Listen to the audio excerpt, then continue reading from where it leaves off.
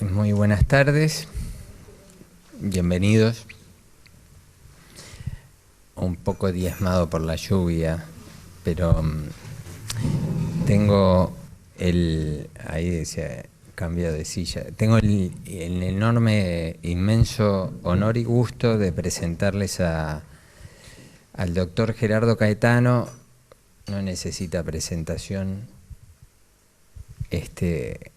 Es una de las referencias permanentes para todos los que hacemos algo que tiene que ver con cultura, y hoy tenemos el gusto de recibirlo en esta casa.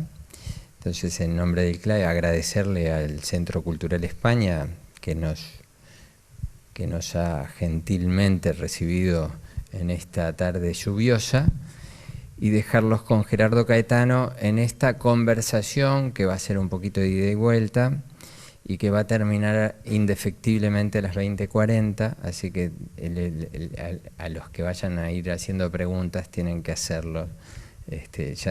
Ya anunciado a todo el mundo las reglas de juego. Le damos un grande aplauso. Ahí va.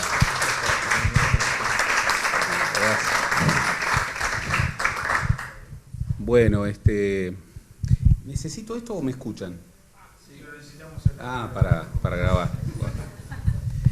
Bueno, buenas tardes, muchas gracias por la invitación. Quiero decir que es una invitación que para mí es muy especial. Yo trabajé 31 años en el CLAE, desde el año 77 hasta el año 2008. Entonces, bueno, esa siempre será mi casa.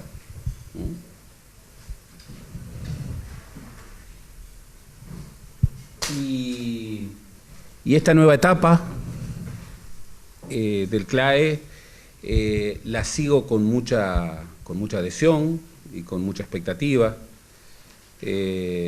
porque veo allí la mejor tradición de siempre, pero al mismo tiempo innovación permanente, que es un poco el horizonte de trabajo que siempre en el CLAE buscamos y que yo creo que hoy se está logrando de una manera muy calificada.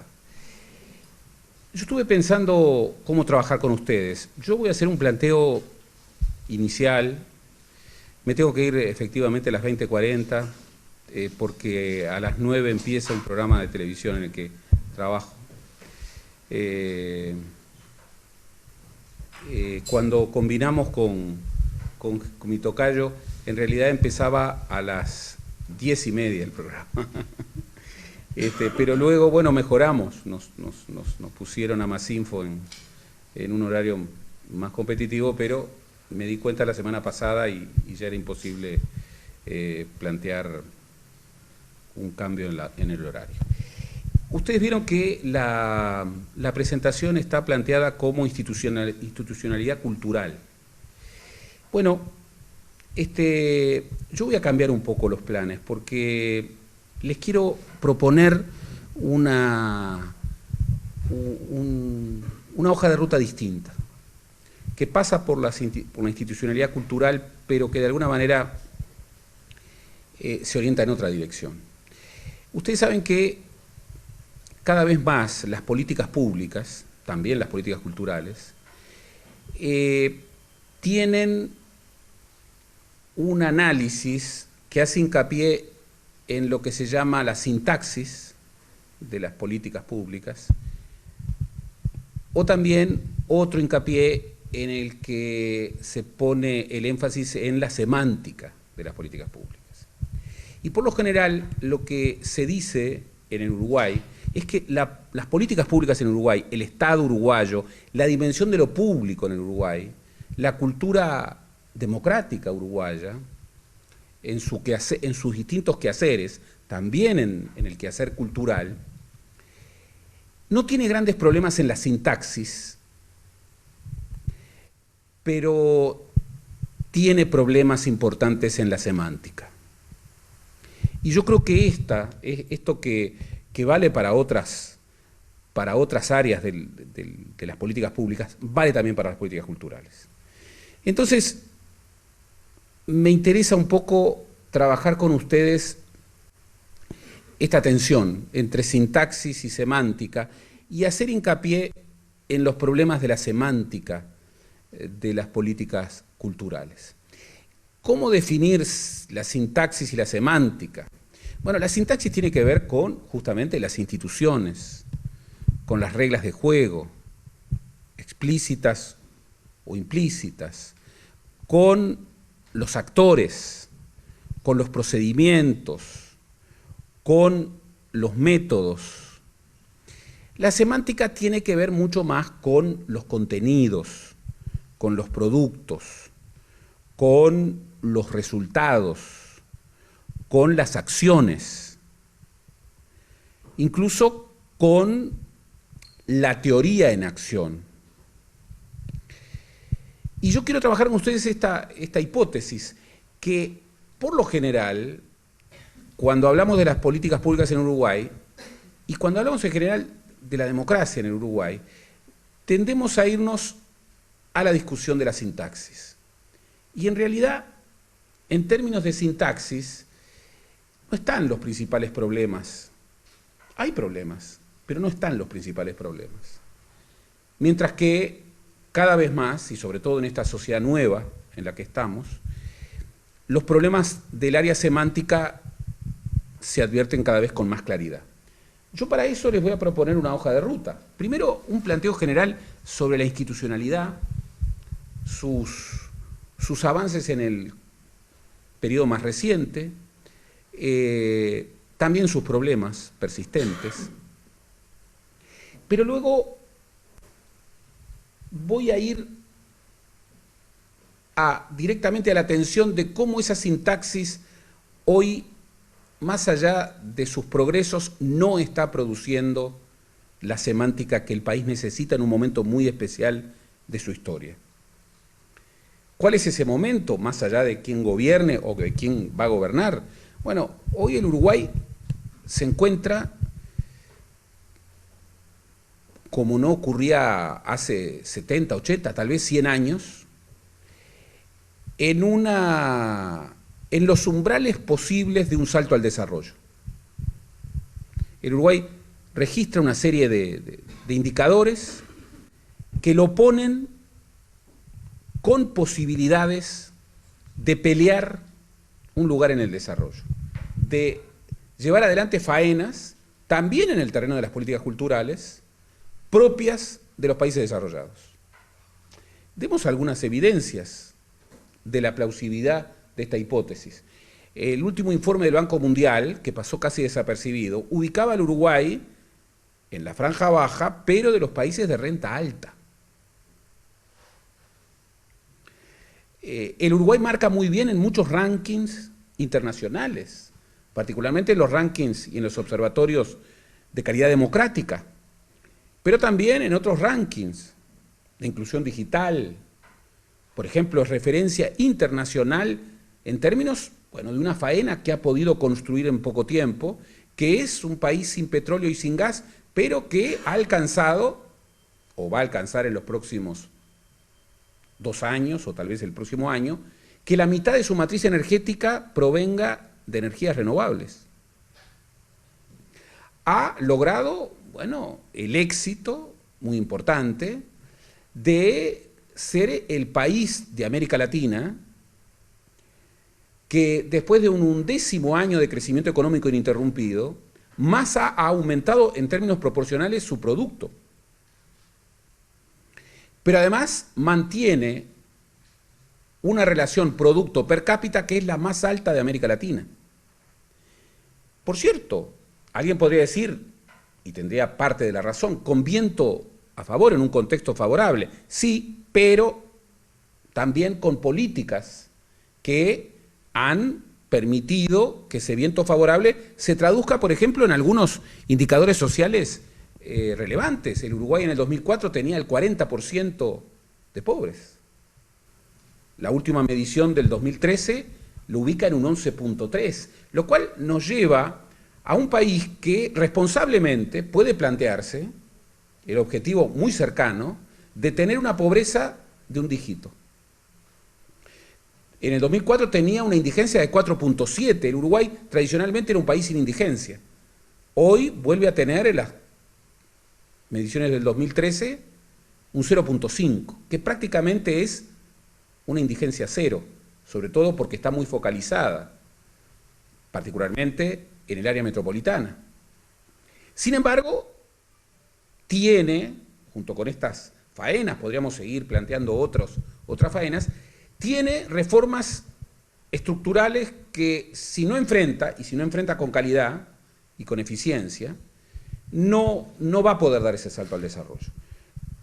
Tiene que llevar adelante una reforma educativa muy fuerte, sin la cual no podrá acceder al desarrollo.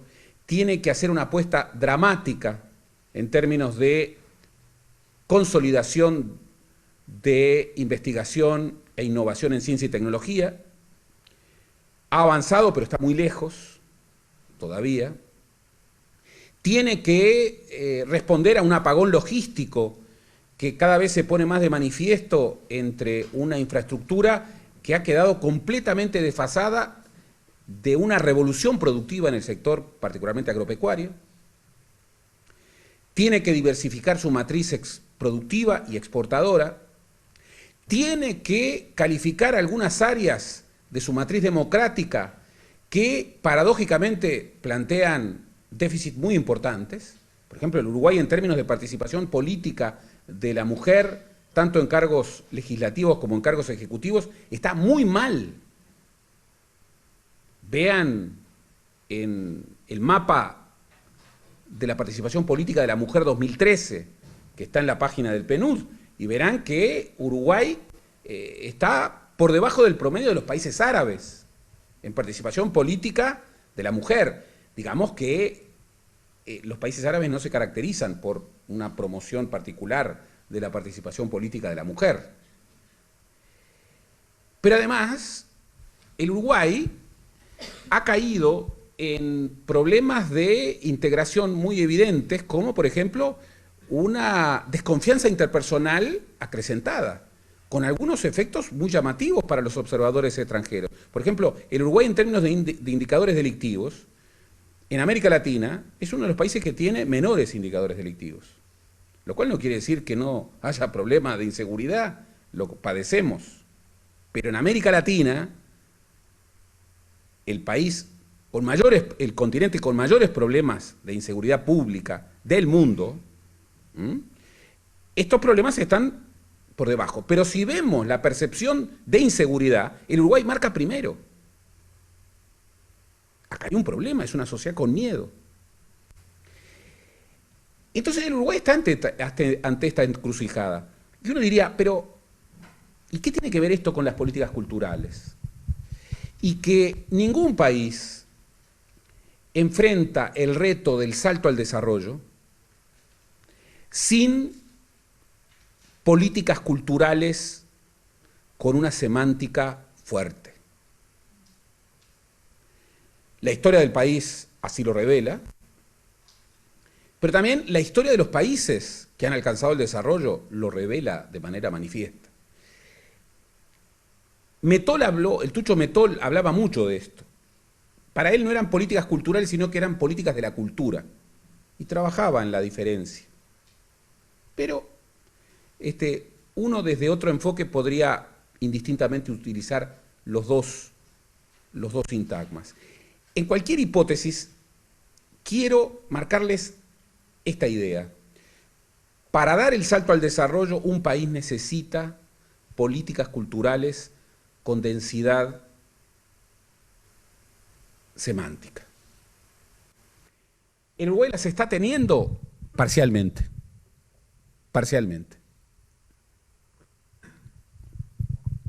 No las está teniendo en forma plena por déficit de su institucionalidad, no lo creo. Tiene problemas institucionales, tiene problemas de sintaxis, pero ahí no está la clave. La clave está en el núcleo más claramente semántico. Veamos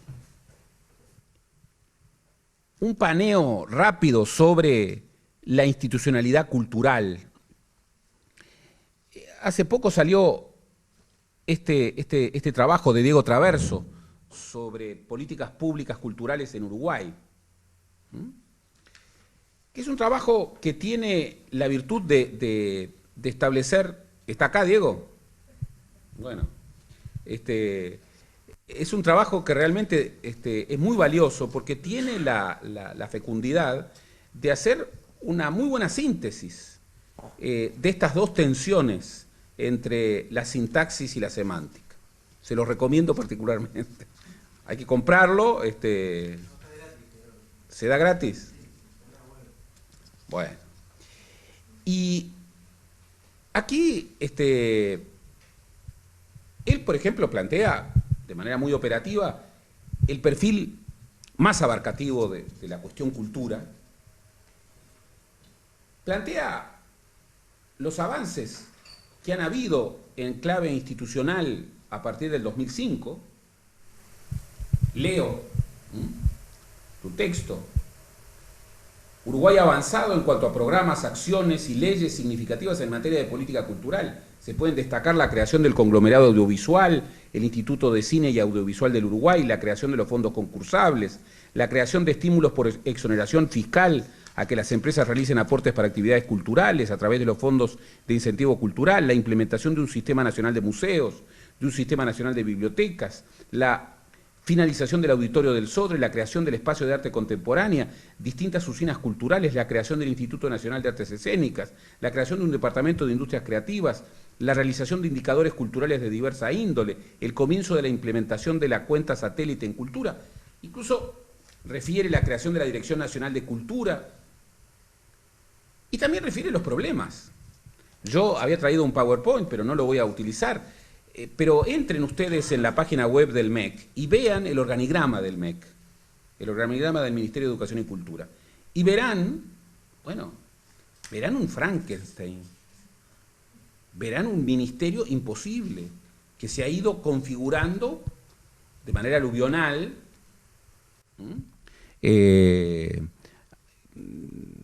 Gonzalo Carámbula habla de la institucionalidad aluvional. Achúgar habla de el archipiélago cultural, pero que revelan uno de los problemas evidentes que tiene la sintaxis de las políticas culturales en Uruguay, que es ese ministerio, que no se resuelve con la creación de la Dirección Nacional de Cultura.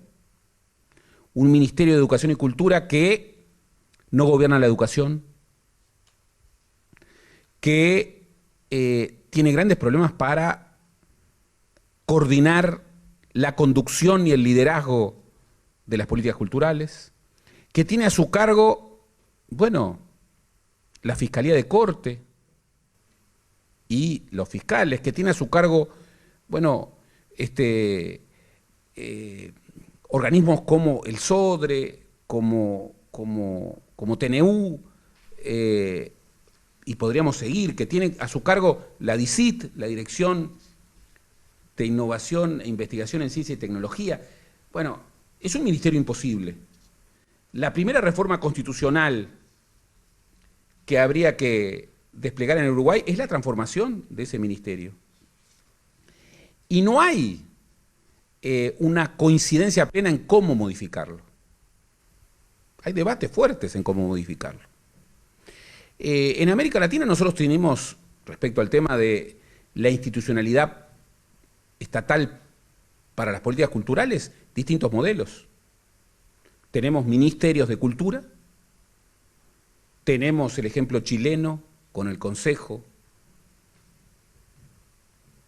tenemos el ejemplo paraguayo con la Secretaría,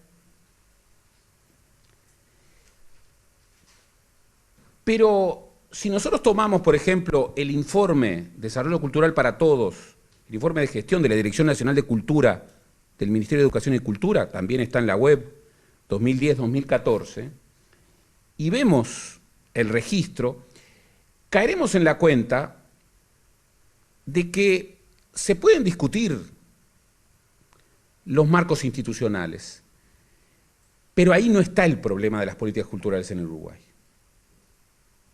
Se puede proponer reformulaciones varias a nivel de las instituciones, Pero si caemos nuevamente en ese vicio uruguayo de discutir el estatuto, siempre está la broma de dos uruguayos se encuentran en cualquier lugar del mundo, ¿de qué discuten primero?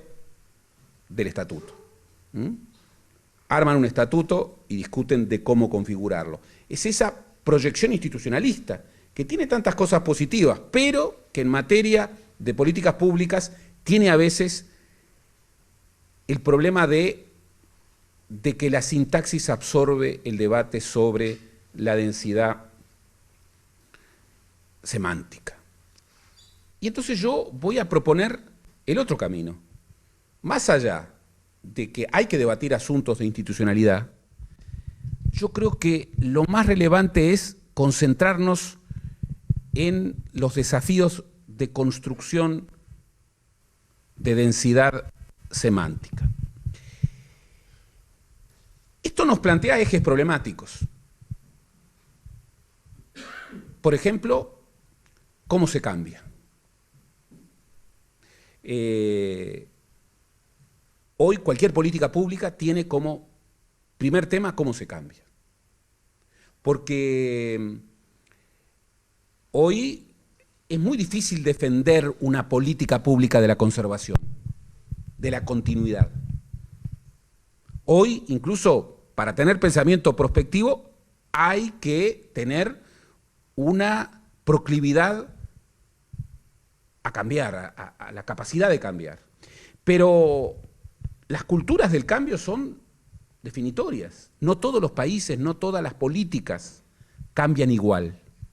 Y en el caso de las políticas culturales en el Uruguay, hay un primer eje problemático que es cómo aprender a cambiar sin escisión cultural, sin la tentación de la escisión cultural, sin la tentación de la ruptura como el único camino posible para construir lo nuevo. Uno de los peligros de cualquier política pública y de cualquier política democrática es el borramiento ideológico del pasado. Esto a lo que estamos tan adeptos últimamente. Es un borramiento ideológico. Las políticas sin pasado, las políticas sin tradición, las políticas que simplemente plantean como que el único horizonte que importa es el futuro, no son políticas de arraigo, no son políticas que calen hondo, particularmente en temas culturales. La cultura es una tensión permanente entre tradición e innovación. El patrimonio no es solamente la conservación de lo canónico, pero tampoco es solamente la bienvenida de lo emergente, ni tampoco es el reinado de lo exitoso en términos de comunidad interpretativa, dejando de lado lo no exitoso. El patrimonio es todo, y en tensión, en conflicto creativo. Por eso, un primer eje problemático es cómo cambiar. Un segundo eje problemático tiene que ver, en el caso uruguayo, con cómo romper con la cultura del centralismo, cómo descentralizar, cómo construir dimensión pública no estatal, lo cual no quiere decir desestatizar, no. Hoy el rol del Estado es muy importante en muchas áreas públicas, pero en el caso uruguayo hay un estatismo cultural que hace muy difícil pensar dimensiones públicas no estatales. Y esto es terrible para la cultura, porque asfixia justamente lo que la cultura, en términos creativos, vive construyendo, que es espacios públicos no necesariamente estatales.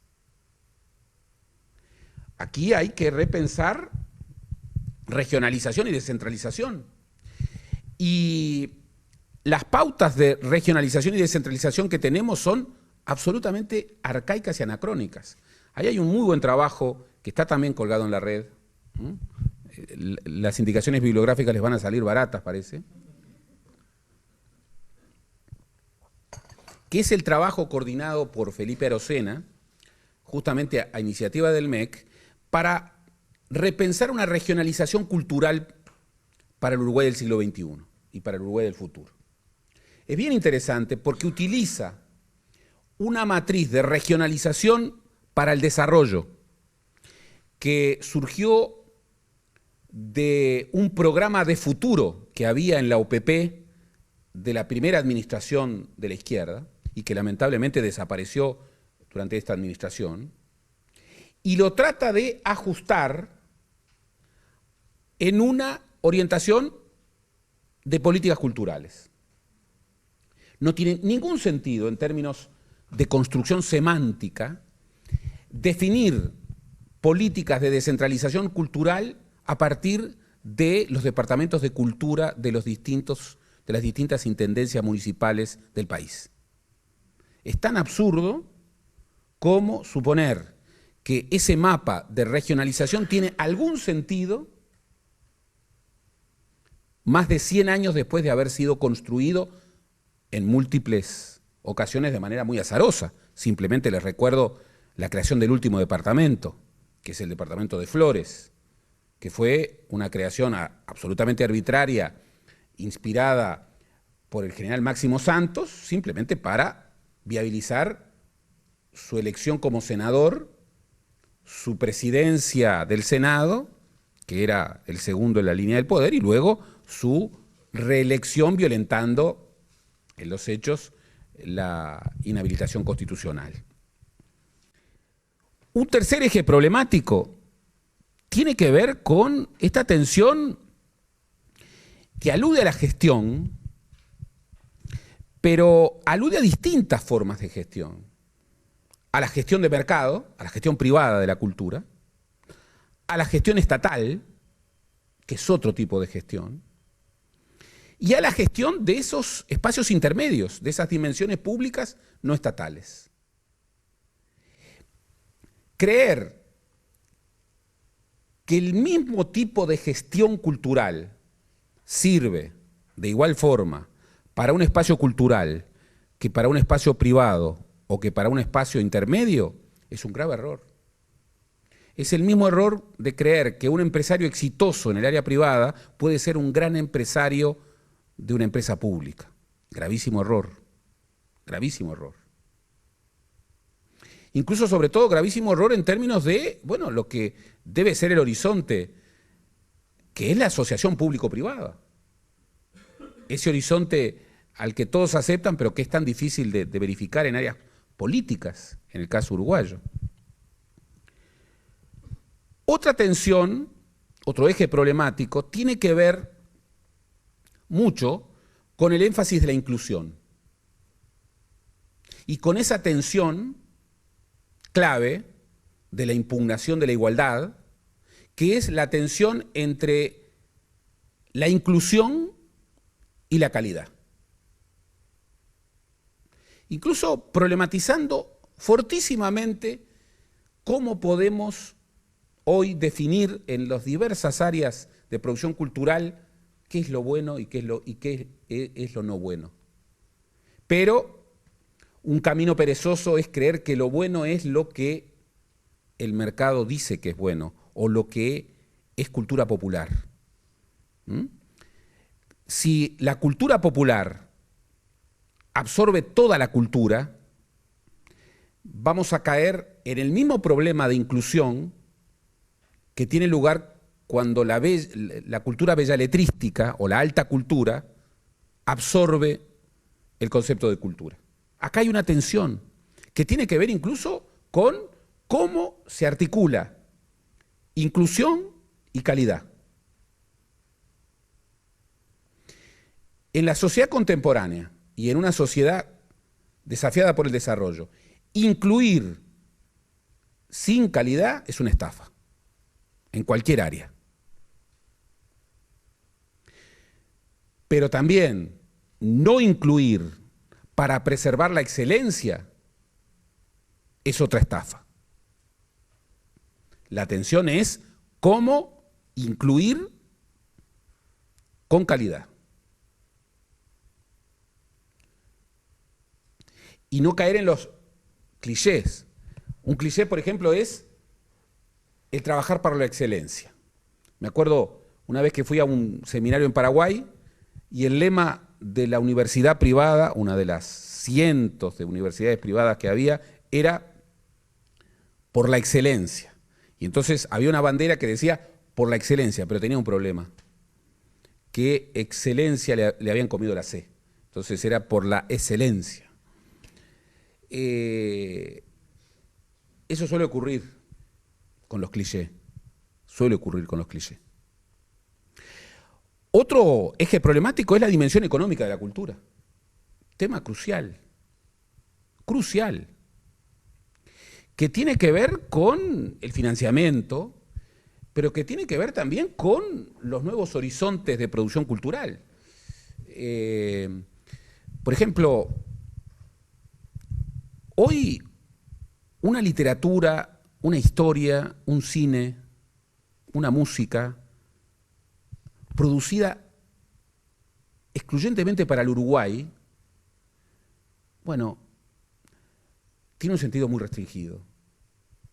Casi que no puede responder a la demanda efectiva de la comunidad interpretativa de los uruguayos. Si uno quiere responder a la apetencia de los uruguayos, no puede hacer historia uruguaya, no puede hacer literatura uruguaya, no puede hacer música uruguaya. Tiene que hacer otro tipo de música, en donde hay una tensión entre el adentro y el afuera, en realidad vieja tensión que el Uruguay en otras épocas supo transitar de manera efectiva, pero tensión al fin. En este contexto, la historia puede iluminar estos y otros ejes problemáticos. Y yo quiero hacer un rápido videoclip sobre hasta qué punto los ejes de una política cultural que tenga su centro en el aspecto semántico de la producción cultural pueden ser vectores decisivos en una perspectiva de desarrollo.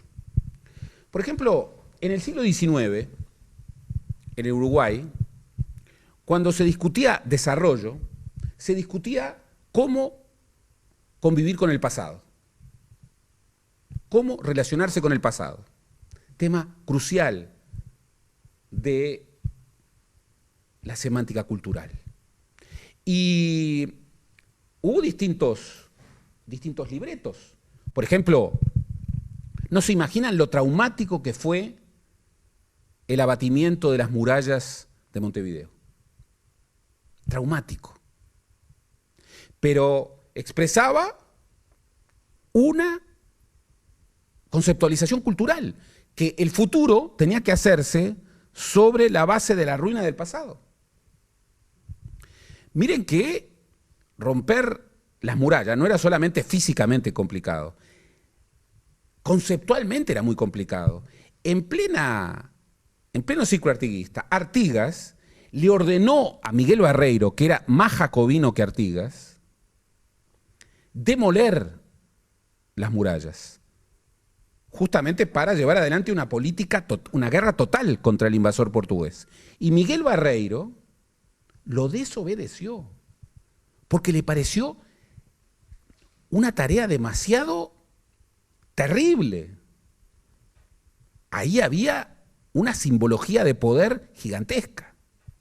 Sin embargo, bastó esta idea, bastó un proyecto cultural que supusiera que la civilización se hacía contra la barbarie y que la civilización era un futuro que se construía contra el pasado, para que eso que era casi impensable, bueno, se realizara. Y se siguió realizando durante mucho tiempo, hasta el 900. Por ejemplo, una construcción tan emblemática del Montevideo Ballista como fue la construcción de la sucursal central, de la central del Banco República, se hizo destruyendo el hotel más importante del siglo XIX en el viejo Montevideo.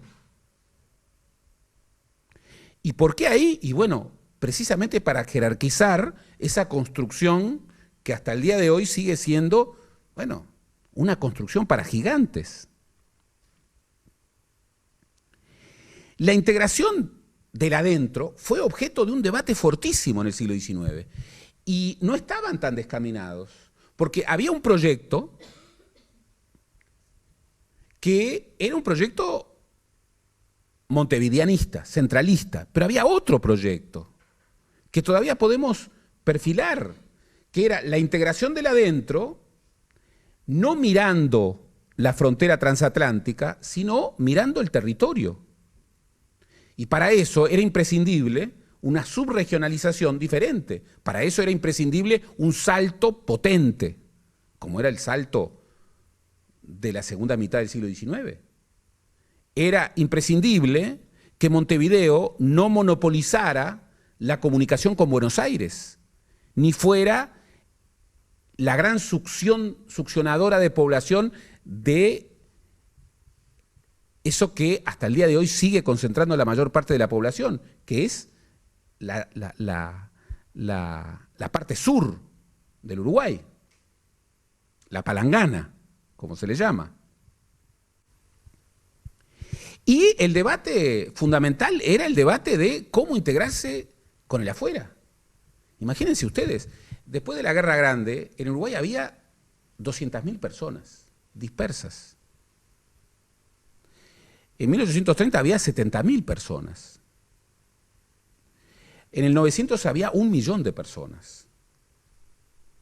Y la inmigración fue fundante en el país. ¿Por qué? Porque empezó antes y porque se expandió sobre un espacio vacío abierto al poblamiento. Allí había una producción cultural. Había una conceptualización cultural. Sobre esa herencia del siglo XIX, bueno, tuvimos una etapa fundacional, aunque inexplicable sin las acumulaciones del siglo XIX, que fue, bueno, el tiempo vallista. Y ahí hubo grandes debates, algunos de ellos mal zanjados, pero grandes debates. Yo quiero referir 3 que todavía hoy nos marcan. El debate sobre la ciudad vallista, el debate sobre Montevideo. Fíjense ustedes, Valle y Ordóñez debatía Montevideo. Había sido alguien muy importante para los arquitectos, entre otras cosas porque impulsó la separación de arquitectura de ingeniería. Pero además comenzó a pensar Montevideo desde una matriz cultural, un microcosmos que era el barrio Jardín, dado a un arquitecto, Orestes Barofio, para que construyera en pequeño cómo debía ser la ciudad vallista. Claro, haciendo cosas que hoy uno podría decir tremendamente equivocadas. Por ejemplo, a Valle se lo acusaba de ramblomanía y quiso matar 2 pájaros de un tiro cuando impulsó la creación de la Rambla Sur. Entre la playa de Ramírez y la bahía había muchas playas, no era una línea recta como es ahora, muchas playas. Y en realidad el mar llegaba en algunas de esas playas hasta lo que hoy es la calle Canelones. Ahí estaba el Bajo. Y el vallismo, con esa idea civilizatoria de que la cultura prevaleciera sobre la naturaleza, con esa idea de construir al mismo tiempo un balcón que generara una mirada que no la daba la naturaleza, sino que la daba la construcción humana, una rambla, pero al mismo tiempo disciplinar el Bajo. Esa idea tan moralista, tan puritana. Uno de los médicos higienistas del vallismo, Mateo Legnani, llegó a proponer algunos proyectos increíbles. Uno de los proyectos era, el vallismo, a diferencia de los feministas, respecto al tema de la prostitución, eran reglamentaristas. Era un mal necesario, decían. Pero Matteo Legnani, que era un higienista, llegó a plantear un proyecto reglamentarista que no fue aprobado por pocos votos, pero que era una verdadera locura, que era crear un prostíbulo por barrio, pero obviamente con una plena identificación, el hecho de que todos los vecinos supieran que ahí estaba el prostíbulo, bajo la idea, que estaba en el fundamento de la ley, de que el barrio, con su mirada y con su observación disciplinante, iba finalmente a vencer al prostíbulo e iba a disciplinar a los indisciplinados clientes del prostíbulo. Con otra sabiduría humana, la mayoría de los legisladores dijeron que en realidad lo esperable era precisamente el resultado contrario, que el prostíbulo terminara ganándole al vecindario y que el barrio se convirtiera en un gran quilombo. Pero vean ustedes, pensar una ciudad desde un modelo cultural, desde una pauta cultural. Allí también hubo otros grandes debates. Por ejemplo, hubo un debate formidable entre Pedro Figari y Valle y Ordóñez. Pedro Figari y Valle y Ordóñez no se entendieron en varias cosas. Había un problema personal, pero también había problemas de mirada. El gran debate fue sobre cómo crear una escuela de artes y oficios y cómo pensar el vínculo entre arte y producción. Y a diferencia de lo que muchos supondrían, hace unos años, en medio de una huelga general de la educación, en la escuela Figari vi un grafiti notable que decía: Figari es arte, no producción. Y pensé, qué enojado estaría Figari de ver ese grafiti, cuando en realidad el debate de Figari era que el arte tenía que ser producción, crear el obrero artesano, crear una escuela de artes y oficios vinculado con un país industrial. Y el que defendía el proyecto academicista era Valle, que quería, justamente, hubiera escrito ese grafiti, y hubiera dicho arte, no producción. Y ante la réplica de Figari, que decía: ¿pero usted qué quiere? ¿Tener 50 Miguel Ángeles en el Uruguay? ¿Qué hacemos con 50 Miguel Ángeles en el Uruguay? Y Valle le decía: sí, quiero tener 50, 100, 1000 Miguel Ángeles. Después vemos qué hacemos. Ahí había un debate denso. Pero también había un debate denso cuando Figari, por ejemplo, polemizó con Valle sobre su modelo de ciudad. Por ejemplo, Valle quería construir grandes avenidas que comunicaran a los grandes poderes del Estado. En realidad, era un obsesionado con el Palacio Legislativo, puso la piedra fundamental, pensó en crear allí la Acrópolis montevideana, eligió un lugar alto. Cuando se inaugura el 25 de agosto de 1925, el palacio se podía ver desde todos los lugares de Montevideo. Y Arena le escribe desde Europa: hay que hacer un palacio para los siglos. El primer emplazamiento iba a ser mucho más modesto, en lo que hoy es el IPA. Lo corrió para su emplazamiento actual, que era un emplazamiento elevado. Pero además quería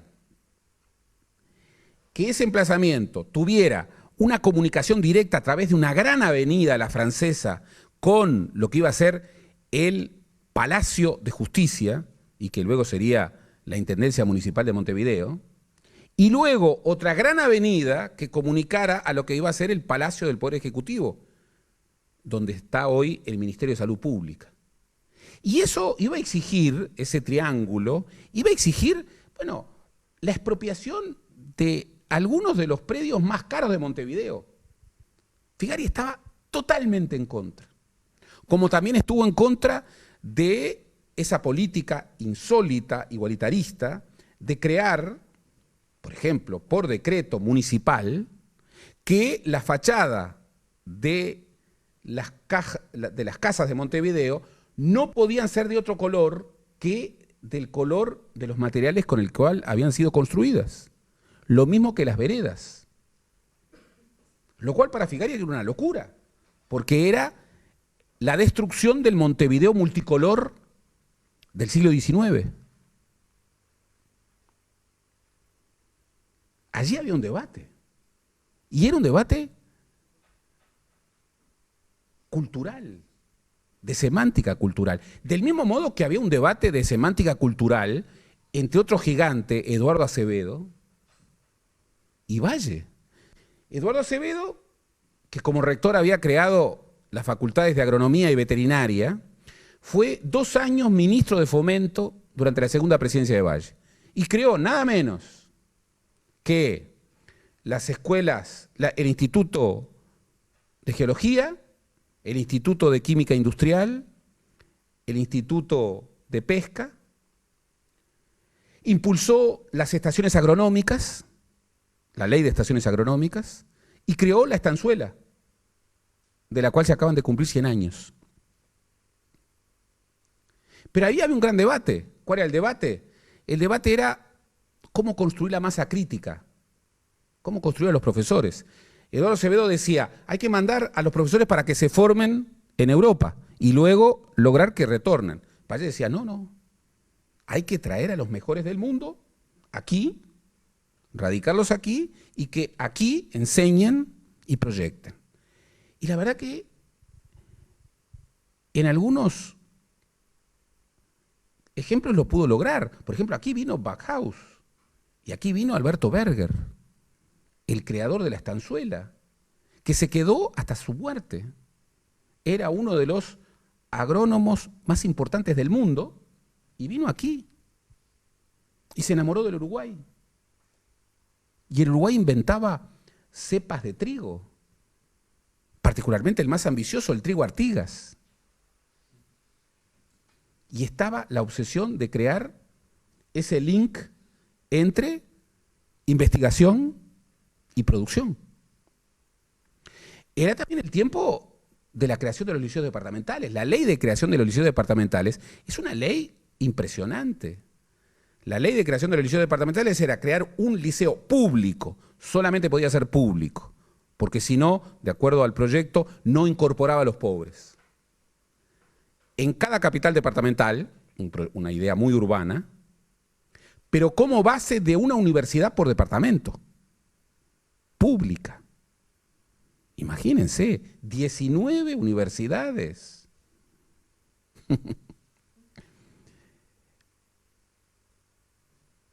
Fíjense lo que ha costado crear la segunda universidad pública, que todavía está ahí peleando. Todavía hay quienes la quieren matar. Allí había el error o el acierto. Por ejemplo, eso de impulsar, como se impulsó en el 900, la idea de destruir los bosques naturales, los bosques autóctonos, y de sustituirlos por millones, porque se plantaron millones de árboles traídos con semillas de todos los lugares del mundo. Una locura en términos ecológicos. Hoy, justamente, lo que se trata de preservar es el bosque natural. Bueno, imperaba otra visión. Pero había densidad semántica. Estaban en debate políticas culturales como soporte de las grandes iniciativas.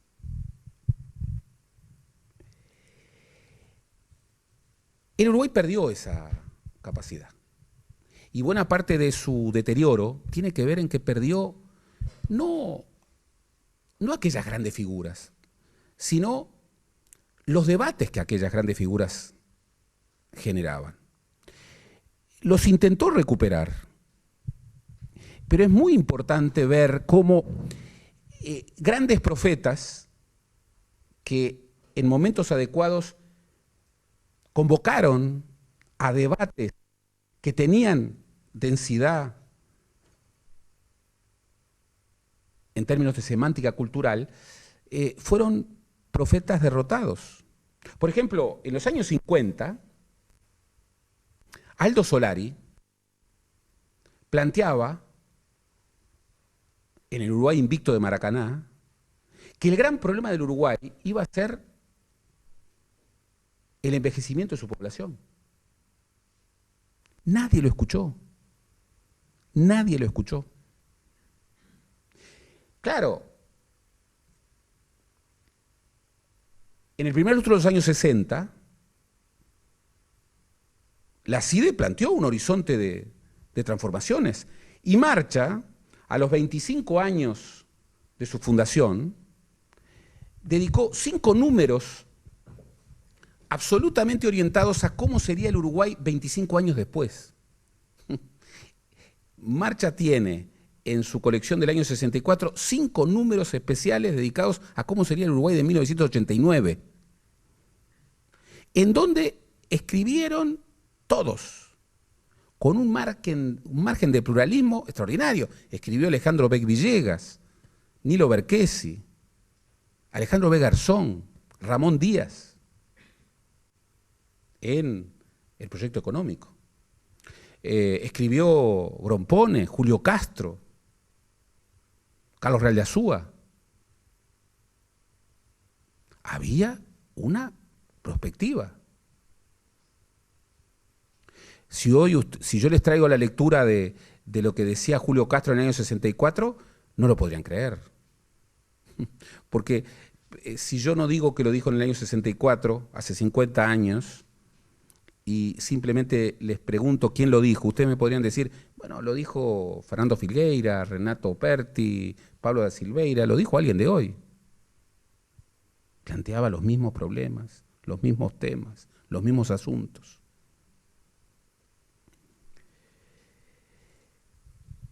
Después de la dictadura, en los años 80, otro profeta, Juan Pablo Terra, planteó que el gran problema del Uruguay era la infantilización de la pobreza. Nadie le dio la razón. Es más, desde el gobierno, alguien dijo, es un grave error, es que ahora los podemos contar.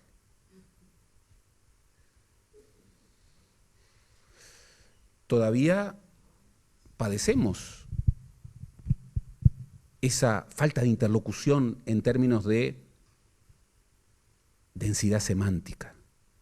En los años 90, Kaufmann y Fernando Filgueira plantearon que el Uruguay iba hacia una lógica de un país de 3 tercios. Un país dinámico, comunicado con el mundo, un país marginal, incomunicado con el mundo, con el mercado, con las posibilidades de la nueva cultura del conocimiento, y un país que vivía de los residuos del welfare, pero que tendía a converger más hacia abajo que hacia arriba. El país de los 3 tercios, aún hoy, sigue siendo el peor escenario posible en términos de un futurible, un futuro posible. Hoy, a pesar de que la pobreza bajó a casi un 10%, 11.3% de acuerdo a la medición del 2013, el MIDES tiene otra medición que es los vulnerables, que son aquellos que aún habiendo salido de la pobreza pueden recaer en ella. Y la recaída en la pobreza después de haber salido es mucho más grave. Cuesta mucho más sacar a alguien que recayó en la pobreza que a alguien que salió por primera vez de la pobreza. Y hoy volvemos a tener frente a nosotros desafíos, como decía, que se vinculan con una oportunidad histórica, 11 años de crecimiento económico a tasas muy elevadas por encima de la proporción histórica, y no parece que estemos dando la talla de respuestas políticas en términos de esta densidad de construcción cultural. Ejemplos sobran. Podríamos hablar de los bloqueos persistentes sobre la reforma de la educación. Podríamos hablar del trámite azaroso de crear una plataforma de innovación e investigación en ciencia y tecnología a la altura de los desafíos que el país tiene. Podríamos hablar de la reintegración territorial y de cómo pensar en una clave distinta un país que está integrado en la región, pero que está integrado al mundo, desde una concepción diferente. Podríamos hablar de cómo articular inclusión social con cohesión social, que no son lo mismo. Podríamos incluso utilizar metáforas. Es muy impresionante en un país que tanto ha sido marcado por su relación con el pasado, cómo el Uruguay comenzó a celebrar su bicentenario en el 2011. Muy impresionante por lo malo,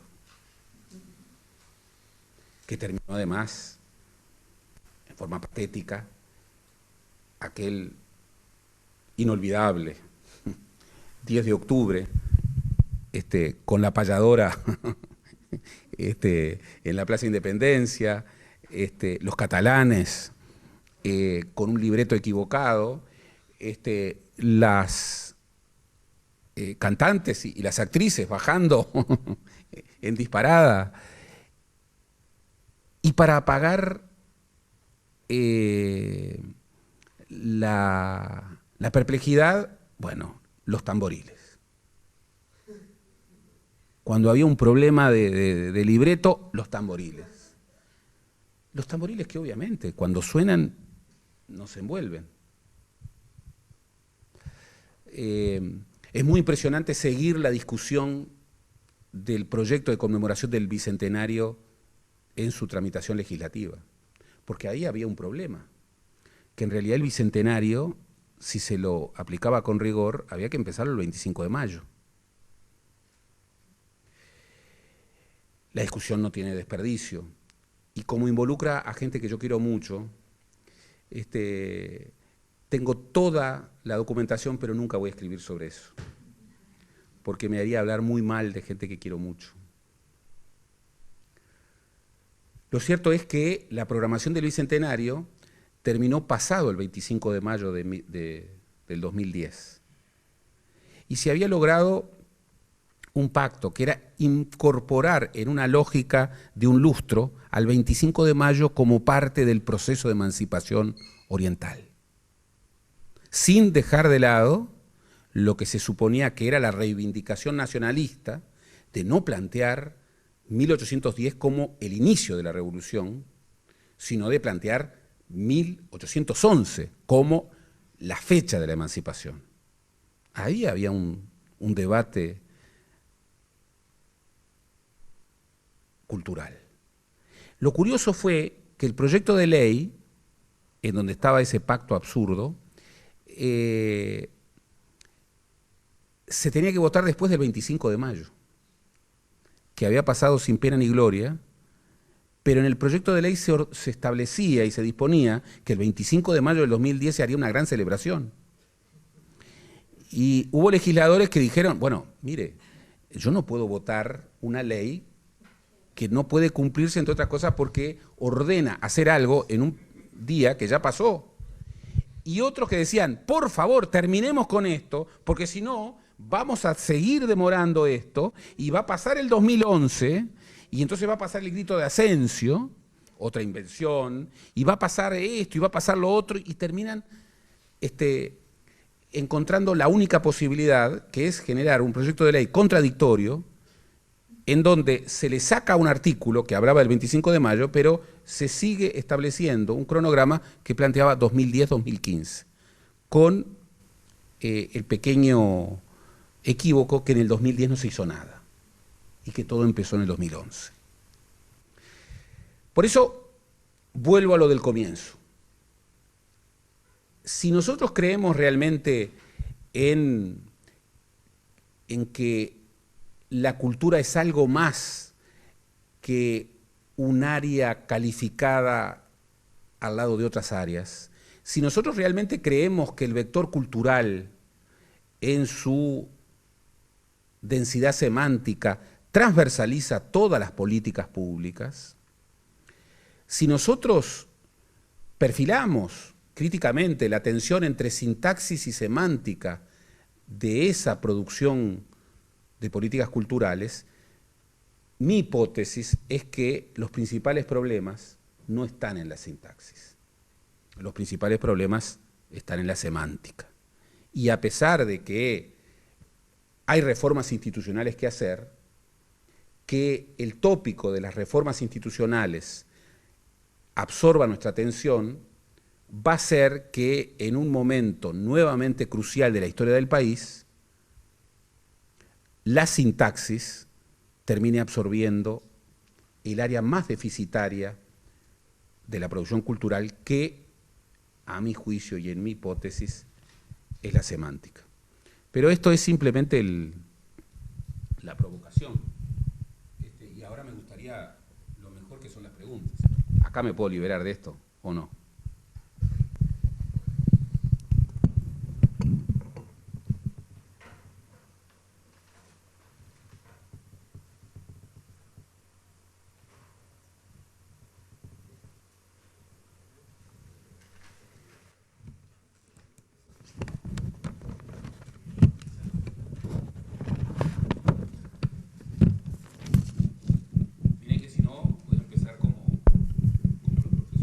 Bueno, yo estoy obligado a preguntar, ya que me citaste, estoy obligado a repreguntarte. No, quería saber tu opinión en cuanto al papel de los medios de comunicación, capaz que en el sentido de lo que hablabas de falta de semántica, de debate, y también en el sentido de esa disociación que hay a veces en la política y también en el campo cultural de gestión económica, de mercado, de esa visión más cercana a las bellas artes que creo que hay en Uruguay, el papel de esos medios de comunicación. Quería que a ver si puedes dar tu opinión al respecto. Vamos respondiendo pregunta a pregunta. No sé. Bueno,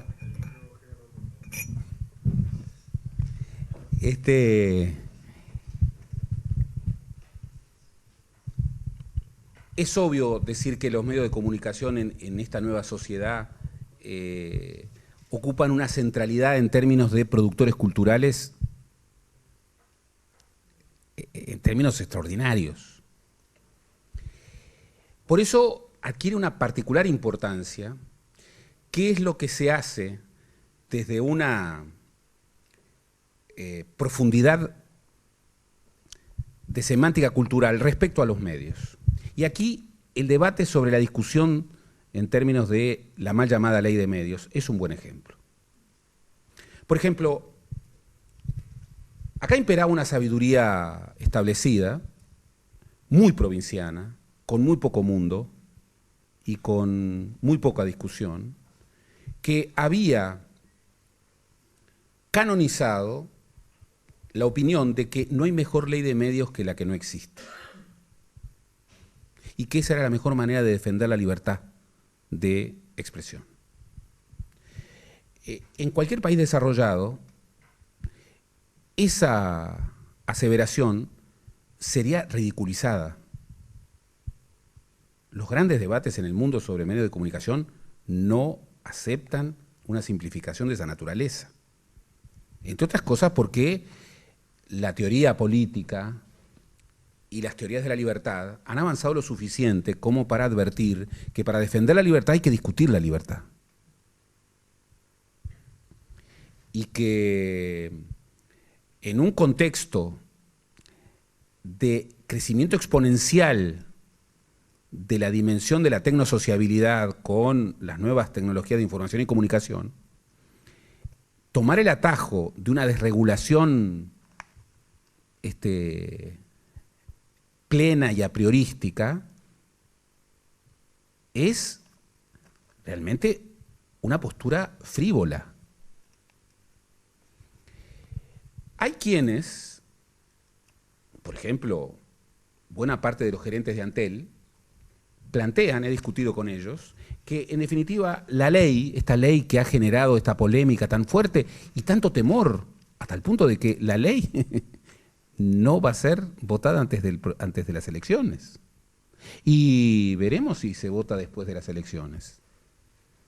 Hay gerentes de Antel que sostienen que es una ley totalmente irrelevante, es una ley para pocos años, porque la transformación, la innovación en términos de comunicación la va a hacer rápidamente obsoleta. Y están buscando y orientando otro proyecto. Otro proyecto. Aquí hay un gran debate, en donde el Uruguay necesitaría, bueno, la densidad semántica de Valle y Ordóñez, de Eduardo Acevedo, de Pedro Figari, de Wilson Ferreira, de Frugoni, de Quijano, de Herrera, de Martín C. Martínez. Y realmente la discusión ha sido paupérrima. Paupérrima. Incluso la tramitación legislativa de la ley revela hasta qué punto, bueno, la producción legislativa sobre asuntos particularmente relevantes tiene una pobreza gigantesca. Un buen ejemplo de falta de densidad semántica en el terreno de la cultura. Porque efectivamente, aquí lo que se requeriría sería justamente un debate de clara proyección prospectiva, que evite, por definición, atajos perezosos. Por ejemplo, esta postura insostenible de que la mejor ley de medios es la que no existe y es la mejor manera de preservar la libertad de expresión. Yo creo que eso es un buen ejemplo de hasta qué punto el vector cultural hoy tiene una llegada muy limitada al terreno de la dirigencia política. En el 900, en las décadas finales del siglo XIX, incluso hasta hace 20 años, de las figuras más interesantes de la sociedad estaban casi todas en la política, de un modo u otro. Yo manejo una hipótesis que, ojo, siempre la manejo porque yo trabajo con ellos, la manejo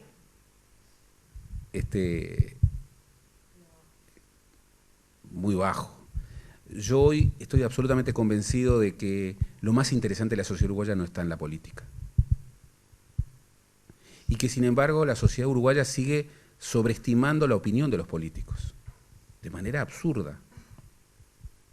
El peso de la opinión de los políticos sobre los temas más diversos en los medios de comunicación está absolutamente sobredimensionada respecto a lo que ocurre en otras sociedades del mundo.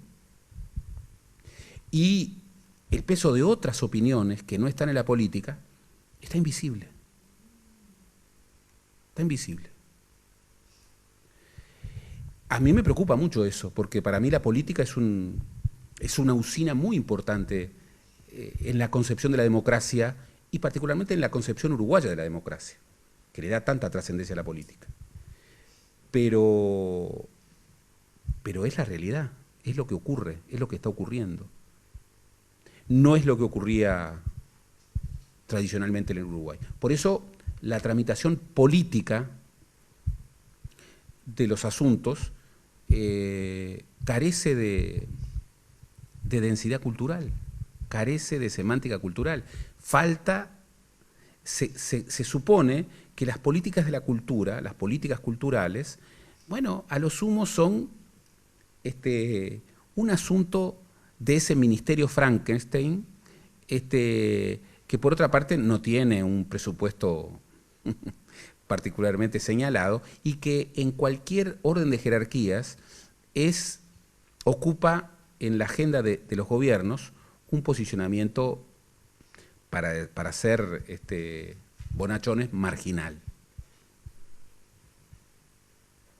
Me preocupa mucho eso. La ley de medios, la discusión sobre los medios de comunicación, la discusión sobre cómo anticipar la revolución mediática, en la que ya estamos, pero que va a continuar, La falta de anticipación justamente refiere a esa falta de densidad cultural. El país siempre alcanzó sus mejores momentos cuando supo anticipar. Incluso pudo permitirse algo muy virtuoso, que era el gradualismo, pero era el gradualismo anticipatorio. Al Uruguay nunca le gustó la ruptura, entre otras cosas porque no había hegemonía posible. Valle y Ordóñez era un jacobino, no era un moderado, pero tuvo frenos dentro de su partido, fuera de su partido, tal vez por suerte. Los vallistas radicales querían el monopolio estatal de la enseñanza. Bueno, una posición. Lo querían. Incluso lo llegaron a llevar al Parlamento como proyecto, el proyecto de Blas Genovese de 1931. Y cuando le preguntaron a Valle qué opinaba sobre eso, decía que él, en puridad, estaba totalmente de acuerdo, pero que por realismo no iba a prosperar. Bueno, pero ahí había discusiones, ahí había debates hondos. Si ustedes leen, sí no está en la web. Si leen el libro de Julio César Grauer y Ceruti Crosa, La enseñanza, los dogmas y el Estado, de 1928, con prólogo de Santín Carlos Rossi, en donde debaten este asunto y reivindican el fundamento de por qué el Estado tiene que ser quien monopolice la educación en la sociedad uruguaya y en cualquier sociedad, bajo la idea de que el Estado era la única institución que garantizaba una educación sin dogmas. Y Santín Carlos Rossi, quien era una figura muy importante, psiquiatra, esas mezclas del vallismo, un psiquiatra político que llegó a ser ministro de Educación y Cultura, pero también ministro de Industrias. Un psiquiatra ministro de Industria, una figura que podría haber tenido una gran proyección y que el golpe de Estado y una muerte temprana lo truncó. Bueno, ahí ustedes verían una discusión tal vez loca. El herrerismo denunció al libro como parte de un plan vallicomunista para transformar la educación.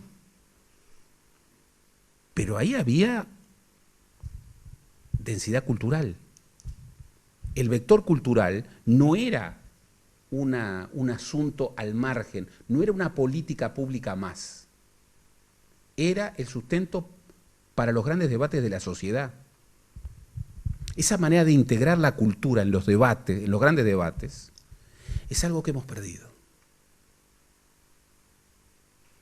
Y que me parece que en términos de producción cultural debiéramos recuperar. Y no la vamos a recuperar solamente a través de una nueva y mejor institucionalidad cultural. La vamos a recuperar si podemos generar las usinas necesarias para justamente recuperar esa semántica cultural que el país supo tener y que hoy no tiene.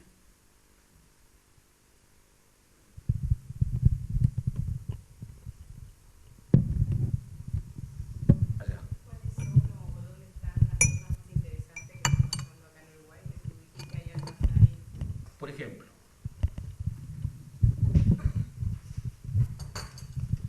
yo estoy en la Academia de Ciencias.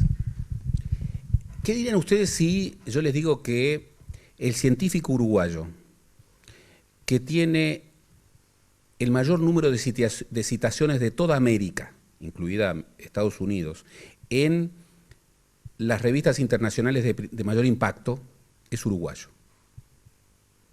Es un biomédico de 51 años, se llama Rafael Radi, es el director de un laboratorio del siglo XXI, que está ubicado en el medio de la Facultad de Medicina. Yo siempre le digo, esto es perfecto, para mí es un paseo maravilloso, porque yo entro en la Facultad de Medicina, que es el siglo XIX, abro la puerta de tu laboratorio y tú todavía tenés partes que son el siglo XX, pero de pronto, cuando me llevas al núcleo del laboratorio, es el siglo XXI.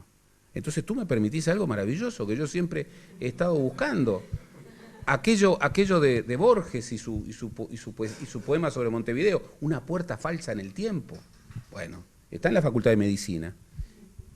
Y la impulsa un biomédico de primer nivel en el mundo, premio Humboldt, entre otros, que es un científico que tiene el mayor número de citaciones. Miren que esto es, tal vez ustedes no conozcan lo que hoy es la competencia científica, pero esto es, hoy el Uruguay tiene a un físico, Rodolfo Gambini, el presidente de la Academia, el gran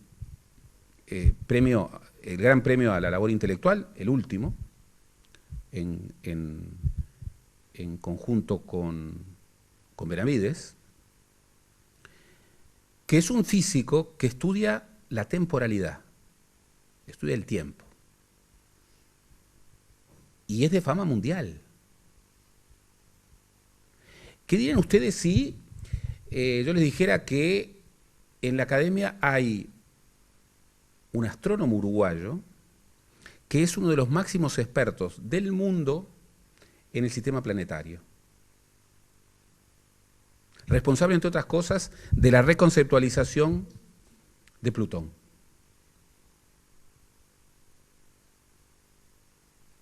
Y podría seguir. Y esto simplemente hablando del campo científico, pero podría hablar de otros campos.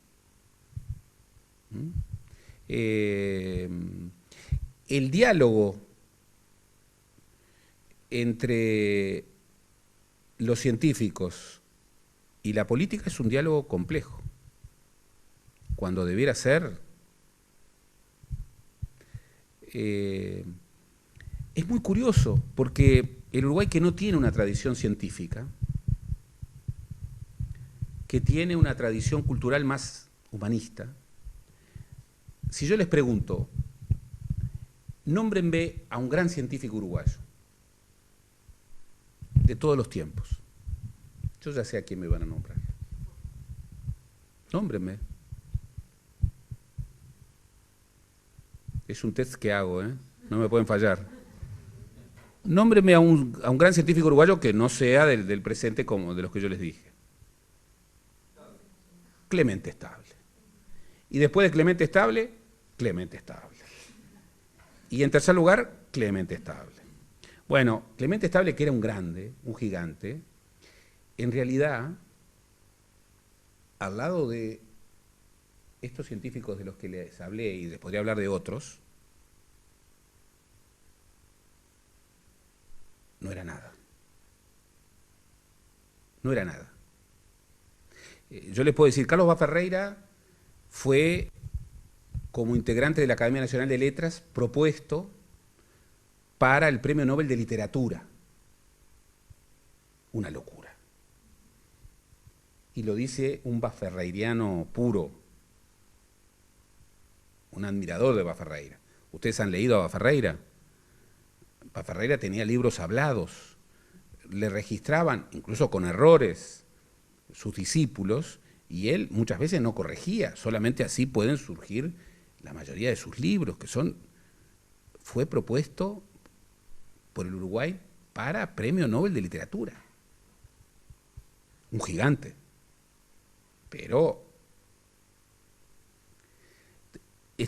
Baferreira tenía un vínculo con la política mucho mayor. Y viene a cuento la historia.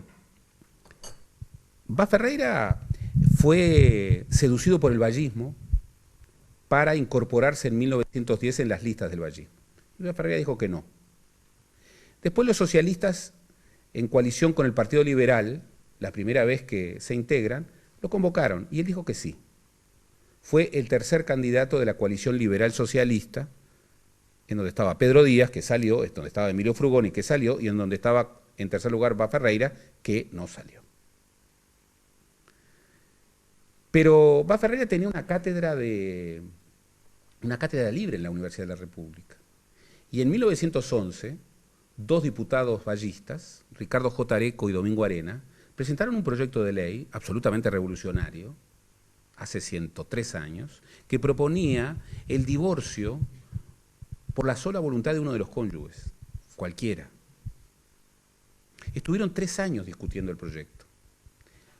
Yo los conmino, no les sugiero, los conmino a que vayan a leer esa discusión. Una discusión gigantesca, absolutamente gigantesca. En donde, por ejemplo, Domingo Arena dijo, en realidad, yo tengo que ser sincero, yo defiendo el amor libre, pero sé que eso no es posible. Entonces, si tenemos que hacer del matrimonio un contrato, bueno, defendamos lo fundamental, que es que ese contrato tiene que estar fundado en el amor, y que cuando el amor desaparece, bueno, cualquiera de los dos puede disolver el contrato. Bá Ferreira, desde la Cátedra de Filosofía de la Universidad de la República, discutía, y ahí están sus conferencias en su texto sobre feminismo. Y él defendía que tratar igual a los desiguales aumentaba la desigualdad. Y anticipaba un debate sobre la acción afirmativa. Y planteaba la idea de que tenía que haber un feminismo de compensación y no un feminismo de igualación. Y como alternativa les propuso, en realidad tiene que haber un proyecto de divorcio por la sola voluntad de la mujer. Y los parlamentarios le hicieron caso, los cambiaron. Y salió. Recién con el matrimonio igualitario, yo suelo tener un lapsus ahí y trabucarme y hablo muchas veces del matrimonio obligatorio en lugar del matrimonio igualitario. Lo cual en Uruguay suena a risa con esta tendencia a la divorcialidad, que es de las más grandes del planeta, pero recién con el proyecto aprobado de matrimonio igualitario se llegó en la práctica a la propuesta de 1911 del divorcio por la sola voluntad de uno de los cónyuges, cualquiera este sea. Bueno, ahí tienen debates. Ahí lo más interesante estaba en la política, pero también la gente interesante que no estaba en la política tenía vínculos para debatir con la política. Y les hacían caso. Cuando la primera generación de agrónomos, Valle y Ordóñez, impulsó un proyecto que salió por el cual les pagó a la primera generación de agrónomos un viaje por todo el mundo, con una única obligación, con dos obligaciones en realidad, que tenían que hacer un análisis fauna y flora de cada país que visitaran y que tenían que traer semillas. Bueno, algunos de esas construcciones perduró en el tiempo. Otras no. Algunas plagas del país vinieron a través de esa lógica. Por ejemplo, Alchorena trajo al jabalí, también trajo al canguro. El canguro no sobrevivió, el jabalí lamentablemente sí. Pero entonces, vuelvo a manejar. Hoy, que no me escuchen. La gente más interesante no está en la política. Y los medios sobredemandan a los políticos para que respondan todas las preguntas sobre todos los asuntos.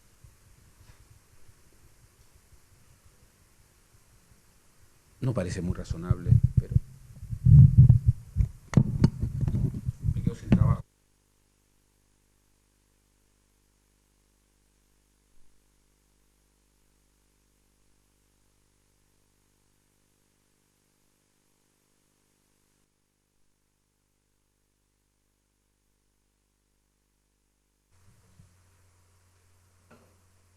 Me quedan 5 minutos antes de irme.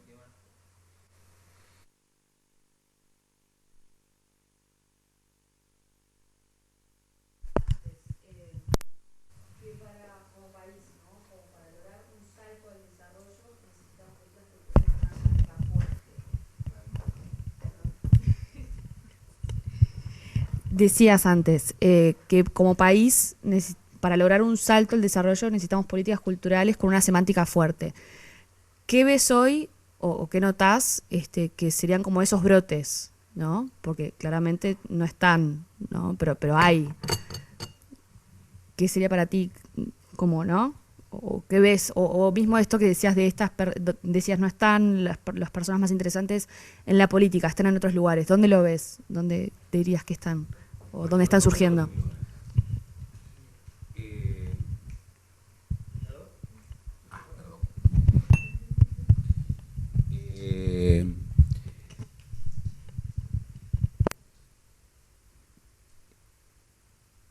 Por ejemplo, la propuesta de conformar una gran comunidad científico-tecnológica en el Uruguay como soporte de un desarrollo experimental para un país de escala pequeña es una política pública con densidad semántica. Porque el Uruguay tiene todo para eso. Todo. Entre otras cosas, el tema de la escala de su población.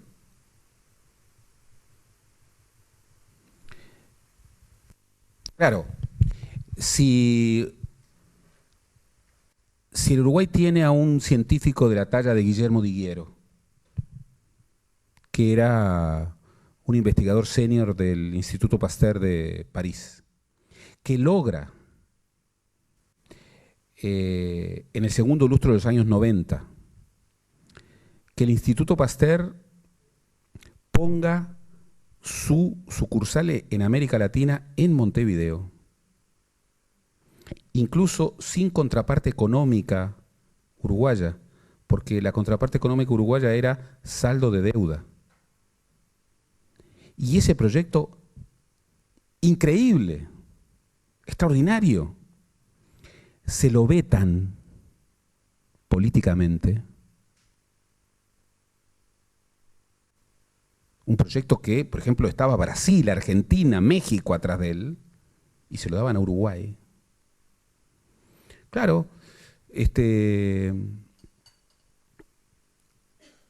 luego, por suerte, en el primer lustro de los años del siglo XXI, el veto político desapareció. Y por eso tenemos un Instituto Pasteur en Uruguay. Es un embrión. En el Instituto Pasteur hay revoluciones silenciosas. Pero en el Instituto Pasteur, por ejemplo, lo cual es toda una discusión, pero hay capacidad para cosas como la investigación del mapa genético persona a persona. Y una revolución como es la trazabilidad del rodeo de ganado, y no olvidemos que el Uruguay tiene una relación persona-ganado de las más altas del mundo. Solamente en bovinos hay más de 4 bovinos por persona, y hay trazabilidad del rodeo vacuno.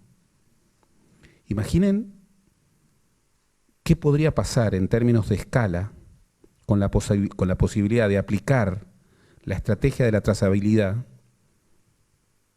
en términos poblacionales. Esto es un debate gigantesco, porque no es tan sencillo, incluso es un debate que tiene ribetes propiamente de bioética. No todos están... hay un debate, es un debate de mundo. Hoy en el mundo no todos creen que tener el mapa genético del recién nacido es una buena idea.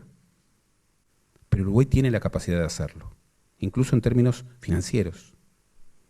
Es decir, ha logrado una tecnología que con un financiamiento razonable podría proyectarse a toda la población.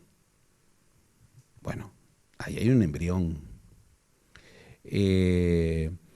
Ni que hablar que hay embriones en la revolución del sector agropecuario. El Uruguay logró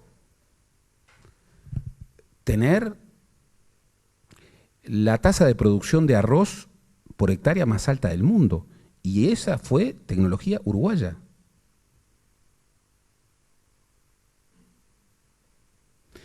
Las revoluciones de la soja y de la forestación no son uruguayas, son básicamente argentinas.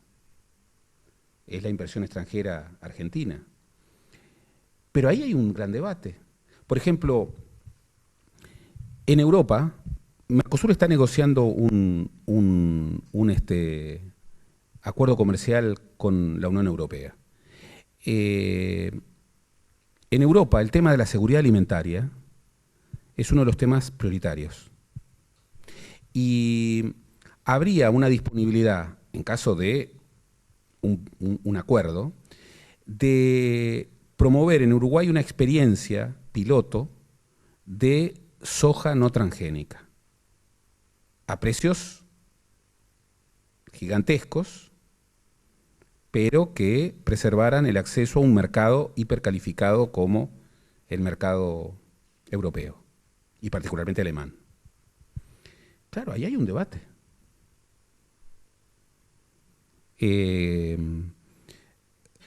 Hoy las mejores tierras del Uruguay las compraron inversores argentinos y la han dedicado fundamentalmente a la soja y a la forestación, ni siquiera al ganado, ni siquiera a la ganadería intensiva. ¿Por qué? Y bueno, porque los rendimientos, por precio y por producción, ahora las consecuencias de eso. Entonces, embriones hay. La discusión sobre el Plan Ceibal es una gran discusión. El Plan Ceibal es una revolución, pero necesita tener una revolución nueva. ¿Por qué? Porque si el Plan Ceibal sigue tal como está, se agota. Se agota. Son esas revoluciones que necesitan para vivir en revolución.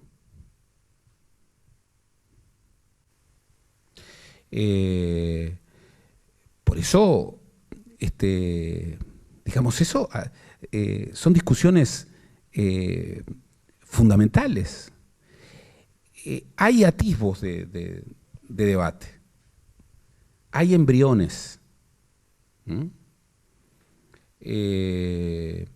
Incluso el Uruguay tiene, por su escala, posibilidades de ser un país de experimentación, que es fantástico. Cuando HD vino, algunos de ustedes recuerdan HD, el hermano Damasceno, el autor más exitoso de manuales de historia, de geografía que haya habido en el Uruguay. HD era un cura francés, Gilbert Perret, que vino en 1897 y murió en 1957 en Uruguay. Y cuando llegó, se quedó muy impactado con la idea que tenían los uruguayos de ser un país pequeño.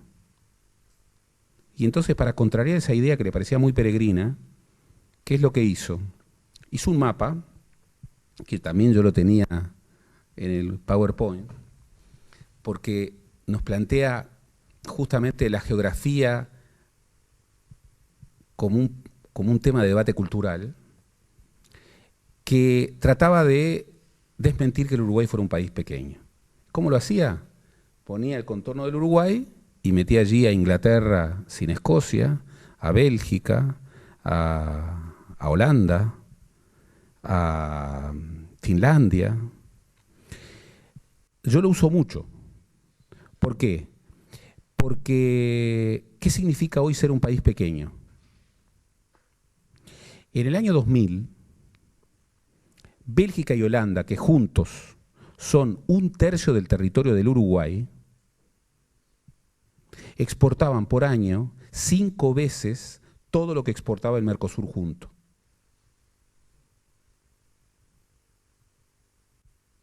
Bien, 10 años después, con el impacto de la crisis, la relación ha cambiado.